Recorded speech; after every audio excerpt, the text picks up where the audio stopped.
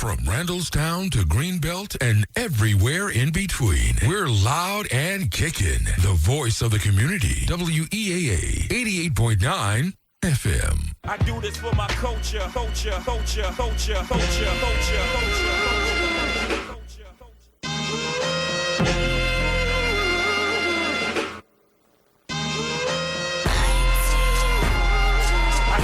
my culture.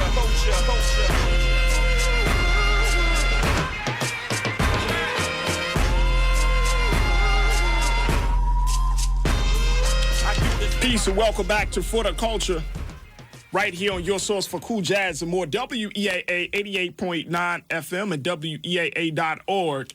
Absolutely the voice of the community. I'm your host, Farajii Muhammad. Thank you so much for checking in and riding with me this evening. Folks, we want to have our final conversation talking a little bit about the arts in theater, something that's really near and dear to my heart, as I was trained as an actor of the great Baltimore School for the Arts.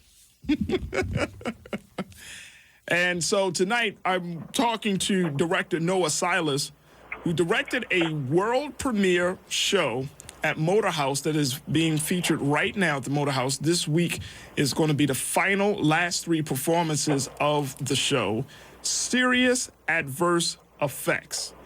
And this production is this is a show that has been produced by Rapid Lemon Productions right there at 120 West North Avenue, Motor House. Folks, if you have not seen this show, you need to get your tickets. It's absolutely phenomenal. It's getting rave reviews, and we're just so happy to be talking to the director of the show, Mr. Noah Silas. Noah, thank you so much for joining us here on For the Culture on WEAA. Of course. Thank you so much for having me. And just a quick Easter egg, I also am an alum of Baltimore School for the Arts. Come on, Noah. Greatness comes from the School for the Arts, man. Absolutely. We're standing on the shoulders of great, so we got to continue on to push that mold. Absolutely, brother. Absolutely. Excuse me. Well, Noah, I want to welcome you to the show, brother. And in a few moments, we're going to be joined by the writer of the show, Serious Adverse Effects, Mr. Derek McPhatter. He's going to be joining us in a few moments. But talk to us a little bit about who you are and in your role in bringing this ideas of Serious Adverse Effects. Talk to us a little bit about this production. Absolutely. Again, my name is Noah Silas, and I have pretty much been a actor and director in Baltimore my entire life. I've jumped from the Arena Players to theater projects, to Loda Font, Single Carrot, et cetera, all of our community theaters here. And I've been a member of Rapid Lemon Productions for the last couple of years. I directed a show last year at Motor House called Give Me Moonlight. And, during the pandemic, or in the heat of the pandemic last year, summer of 2020, Max Gardner, who was the executive producer of Rapid Lemon, approached me about this show that, Serious Adverse Effects that kind of mimics what we were dealing with COVID-19. And surprisingly, Derek McPhatter, an excellent writer from Chicago, he wrote this, I think, like in 2018 or 2017. So he was, way ahead of the time for it. But it's a beautiful story about a black woman scientist who was used as the guinea pig to bring in black and brown bodies to a FDA-approved vaccine trial that was pretty much killing off a bunch of black women. And she's, riddled with guilt, and the play pretty much follows her 10 years after the trials have ended, and her trying to reconcile with the guilt that she's carrying and forgiving herself. And she's built this sort of holistic healing approach to try to step away from Western medicine and bring it back to, I say, more like a nice African-based spiritual, kind of like the Dr. Sebi style of healing, where healing comes from the inner consciousness and not from prescribed medicines that you have to go to the pharmacy every week for. So. Well, let me just say, first and foremost, and Dre, we got to give Noah a round of applause because the play is absolutely phenomenal. It's getting rave reviews. Maryland Theater Guide has said that It's a beautiful exploration of science and psyche, past and present, victim and perpetrator, as well as pain and forgiveness. All of these dynamics exist along the backdrop of a global health crisis, global pandemic that Derek, who's going to be joining us in a few moments, foresaw happening years before it happened. And to add to that, you're talking about the trials and the tribulations of a black woman going through all of these different dynamics. Talk to us a little bit, Noah, given the fact that this speaks to so many different themes. How were you able to keep the material as well as the actors, like just to keep that theme consistent, even though the writing may change, the time, the time, there's moments of time travel may change. How do you keep that all consistent so that way there's that common thread, that common messaging throughout the play? I think it just comes from my directorial style. I casted everybody October 2020, and we didn't start in-person rehearsal until March 2021 of this year. So that entire chunk of time, I was giving out the actors some required readings, and it is a sci-fi-based show. So I did a lot of research on the Wazowski sisters now, and I used the same required readings that they gave the actors for The Matrix, just as far as understanding AI, understanding, we are moving more as a society into a autobiology, field where just everything is becoming really automated. And we had a dramaturg, Jawa, I cannot think of her last name now, but I will get that name pretty soon. And she just kept us in the reins of these long history of black women being used in the forefront for clinical trials.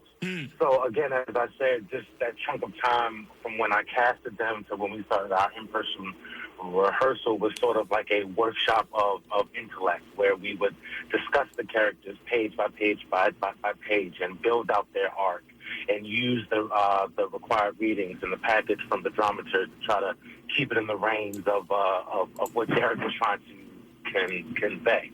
And it was a struggle. Like I had an actor drop out, and I had to find another actor quickly because it's really, really heavy work, and a lot of it can bring up some raw emotions that we deal with as black and brown bodies in this country. But just a lot of talking, just a lot of on the phone, and just the late night ideas, and just having these building a safe space for the actors to explore and find their motivation and their arc. That's how I found I was able to keep it true to what the play was about. That's awesome. I want to bring the man himself, the writer of Serious Adverse Effects, into this conversation, Mr. Derek Lee McPhatter, who is a 2021 Creative Capital awardee. He's written 5 musicals for the Lyric Opera of Chicago's Lyric Unlimited division. He infuses many different elements into his show and into his plays, from everything from futuristic play on technology of healing to his queer black sci-fi, music, theater, passion.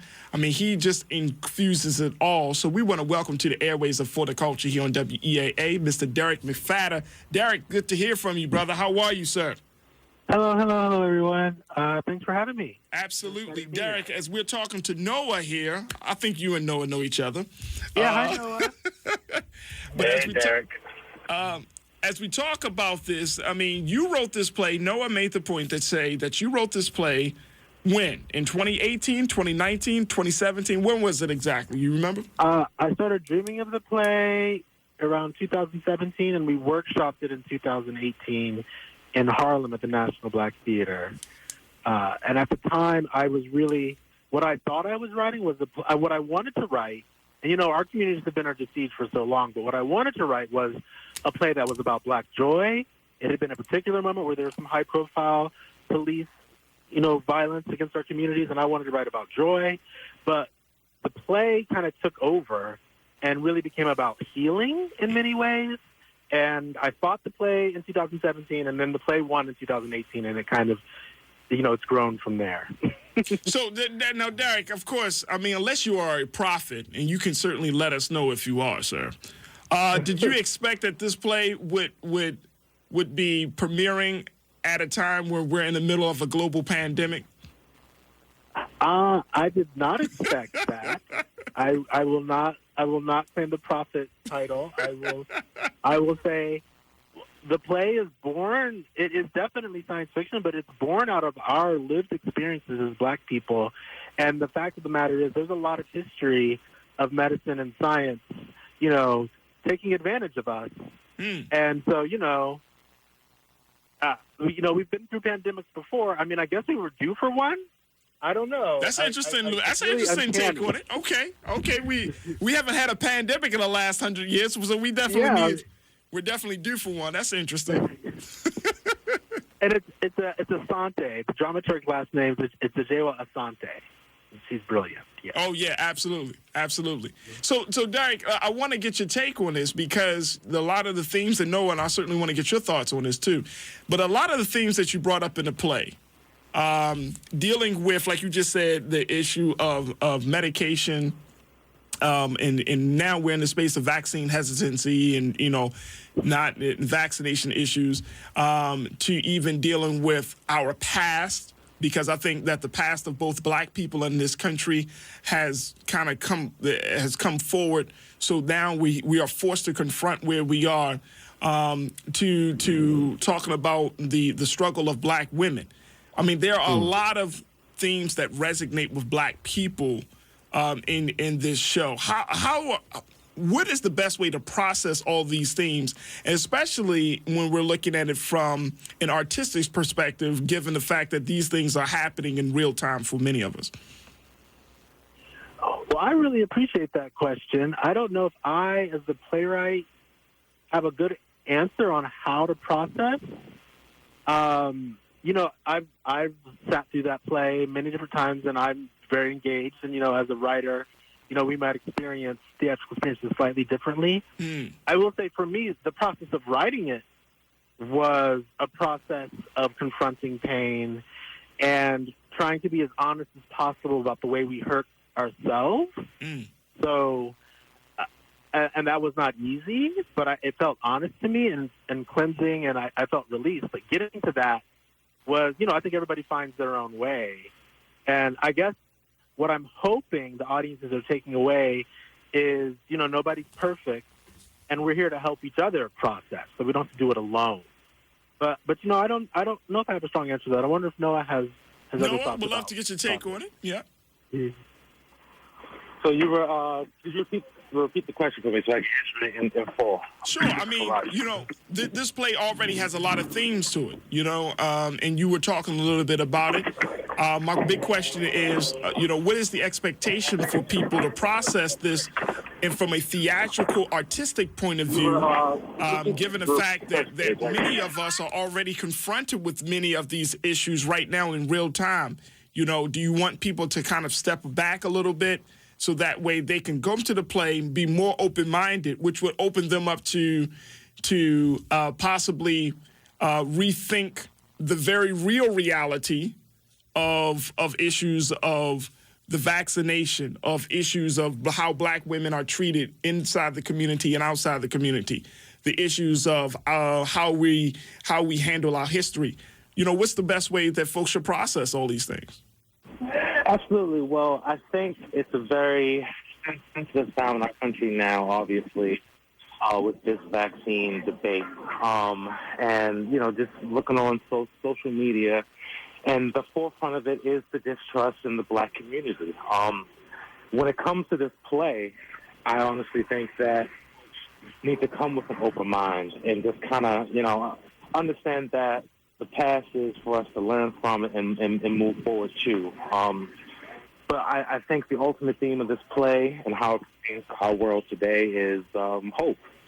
Is the answer to a lot of our healing is within inside ourselves. Right you are if you think you are. It's completely in your mind. And just trying to move back to a more spiritual, holistic style of healing that a lot of black and brown bodies, since we've been, citizens of this country for the last 400 years now, not for the last 100 years, but in this land for the last 400 years, just those ideologies that we've lost.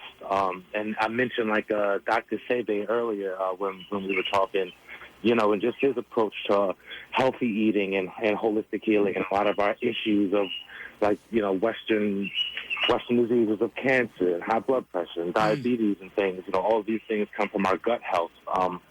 But just to narrow that all down, the main theme that comes from this wonderful place in Derek is hope. And that hope really sparks from within ourselves, from within our community. There is no outside source or savior that will come. It's all within ourselves. Hope. I love it. I love it. Folks, if you're just tuning in to For the Culture here on WEAA 88.9 FM, tonight I'm talking to Mr. Noah Silas, who serves as the director for Rapid Limit Productions, and Mr. Derek Lee McPhatter, who is the writer of the show Serious Adverse Effects, that is being featured right now at Motor House right there at 120 West North Avenue. They have some final 3 shows are happening this week, and so you don't want to miss the opportunity to see these 2 brothers put on a phenomenal performance and a phenomenal show. Derek is the writer, Noah is the director, and you'll see all of these actors doing their thing with limited in-person capacity. You can also view the show online, but you definitely want to purchase some tickets to see Serious Adverse Effects. Also, if you haven't had an opportunity to talk to some emerging directors and playwrights, it's also an opportunity to do so now. So you can give us a call at 410-319-8888, 410-319-8888. Derek, coming back to you, what is generally your process? I should have asked that in the beginning once I announced that you were the playwright. But what's your process, brother? Well, every play is different. I would say I usually start with a question, something I don't understand or I'm confused about, or perhaps a decision I don't quite understand. And then I research as much as possible all different ways to look at that question. So with Serious Adverse Effects, I was really, really curious about for one, clinical studies, because of the history, it's really difficult nationally to recruit people of color to participate in clinical trials. And there's all these different kinds of tactics that the medical and science community does to try to recruit people in. And one of them is to hire more people of color into their staff to have organic relationships with the communities.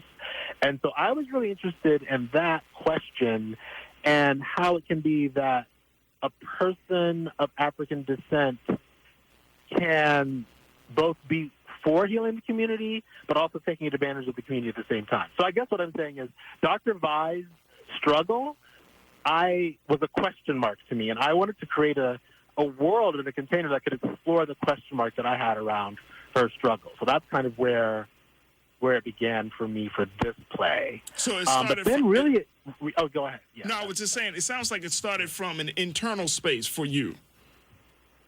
Yeah, sort of like a how could she, or how could he, or how could I, or would I do that? Like, it was kind of like that sort of question. Gotcha. Yeah, knowing that that we're not a monolith, right? And we deserve theatrical exploration of our complexity in ways that we don't always do. So I was like, I want to examine a complex African American question and psyche and see what happens there. So yeah, that's where I started. So do you think, Derek, that we as a people at this point are we not diving deep enough into understanding who we are at this point, like beyond what we've read, beyond what's been told to us? Do you feel like we're still suffering from an identity crisis in sort of way? Well, I don't want to characterize our whole community. I'm calling you from Chicago. Baltimore has its own unique presence in America, right, and its own unique histories. And everywhere I've been, there are Black people that are doing this work, this self-work, to really get to know who we are and who we have the potential to become. So I don't want to discount that. Right. But what I will say is we haven't, even though we've been in this country for as long, like what Noah was saying, we haven't had the tools of production, we haven't had the tools of presentation to present our full complexity and the full spectrum of the Black experience. We've never had that full power. In my experience, it's getting much better now, but it's been a very limited view in terms of popular culture of ways to be Black. And I'm glad that that's changing. Yeah. But I think it's critical as we embark on this self-work that we have places to go and experiences to take advantage of that help reflect parts of ourselves that we haven't, necessarily been aware of. Yeah. And I'm hoping Serious Adverse Effects is helping with that. And you know what I see, Derek, and Noah, I want to get your take on this. What I see is right now is that I think that we're like, as a people, we're striving to figure out who we are. But there's a culture where there's this level of manufactured Blackness that is coming from corporate America, that's coming from Hollywood, that's coming from the big tech companies, to make it seem like, we affirm your Blackness. We affirm your heritage. We affirm who you are and where you're from. And, we will put a T-shirt out for you. We will make commercials with your faces and put quote unquote positive Black images, but it still seems surface level. And I'm wondering, is the theater and the arts, can it help to really, really strengthen the roots of us, to see our Blackness, to see who we are beyond just the cultural, the corporate cultural stuff that we've been exposed to?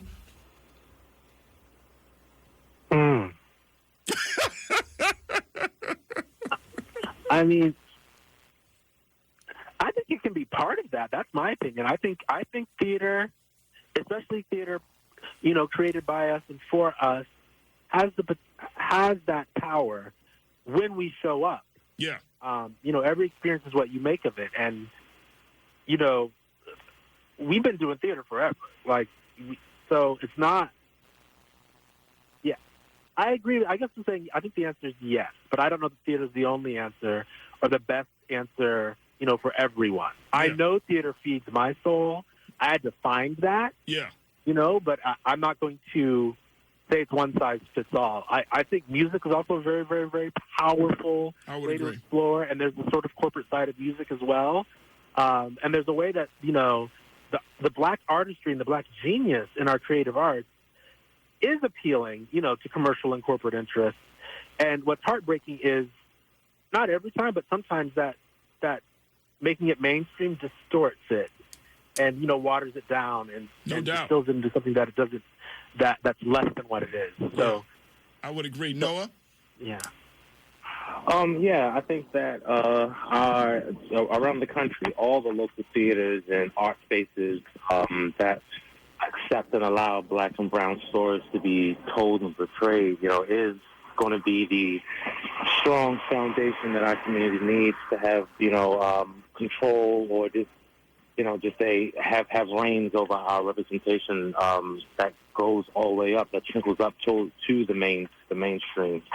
And I think a lot of those issues of poor representation, or I guess cultural appropriation, or whatever the issue is when it comes to Black and brown faces being used in the mainstream, is that a lot of those folks in those back rooms making the decisions for whatever content needs to be put out, per season, either it's on TV or Walmart marketing or clothing, they aren't really, they aren't Black. They are white folks trying to cater or, again, trying to use Black faces to increase their margins. So just bringing more Black and brown faces into those rooms that control the output of content that represents Black and brown bodies, and all the way down to the local level. I mean, even here in Baltimore City, the conversation amongst our community theaters, which is majority white on their membership board, is how do we become more diverse? How do we get more Black and brown bodies into our theaters?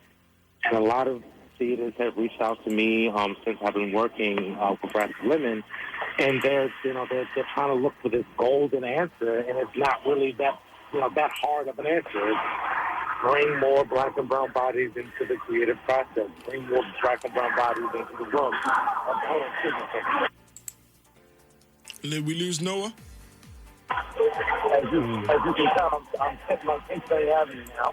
No problem. Hey, Noah, we hear you. We hear you loud and clear, brother. But I think you're right. I think that what we're seeing across this country is, I think, is a resurgence of authenticity, where theater and art spaces are reasserting itself to affirm the humanity of black and brown people in this country. And so, I see this as a great step forward, especially when you brothers are collaborating and bringing this show together to make it happen. This is something that the culture needs right now, brothers. So I'm personally grateful, Derek, that you put out such a powerful statement, a powerful piece, such a serious adverse effects. And Noah, I'm grateful for you having the heart, the mind, and spirit to direct this in such a way that it keeps its authenticity, its integrity, while at the same time forces us to think a little differently about ourselves and our relationship to the world. So I thank you, brothers, for doing that great work. And just one thing before we go, everybody on the East Coast, the West Coast, South and North needs to keep an eye out for Derek, because he gave me the pleasure of reading some of his other plays, and it's just as good as Serious Adverse Effects. I'm very honored to have directed Serious Adverse Effects because of the depth that the play brings. But this brother is very, very talented. He has gold sitting in his safe, so definitely keep an eye out for him. Absolutely. Oh, thank you. Absolutely. Folks, the show is called Serious Adverse Effects. The place is the Motor House Arts Hub right there at 120 West North Avenue. You should definitely buy your tickets. You can go to motorhousebaltimore.com to get your tickets, or you can go to rapidlemonproductions.com to get your info, rapidlimit.com to get your tickets as well. But you want to make sure you get your tickets to see Serious Adverse Effects. Of course, at the Motor House, COVID-19 protocols are in place. Masks must be worn, social distancing, but trust and believe you will not miss this great opportunity to see such a powerful show. Derek Lee McPhatter, Noah Silas, thank you so much for being on the program tonight. And most importantly, brothers, thank you for being so good for the culture. All right. Brothers, I appreciate y'all. And folks, I appreciate you. I'm telling you, this is a great show. You don't want to miss it. Check it out. Serious Adverse Effect at Motor House right now. Check out motorhousebaltimore.com or rapidlemon.com. Folks, that's going to do it for me. I thank each and every one of you for joining me both online and on air. Thank you for my Facebook family. Thank you. And I certainly thank all of you for checking in online. I want to thank y'all, my team, Dre Day and Demi Goff. Stay tuned. Up next is Lolo Within the Groove. As always, never be afraid to challenge what's wrong. Stand for what's right while being yourself in the process. God willing, talk to you tomorrow for another exciting edition of For the Culture on WEAA. Peace.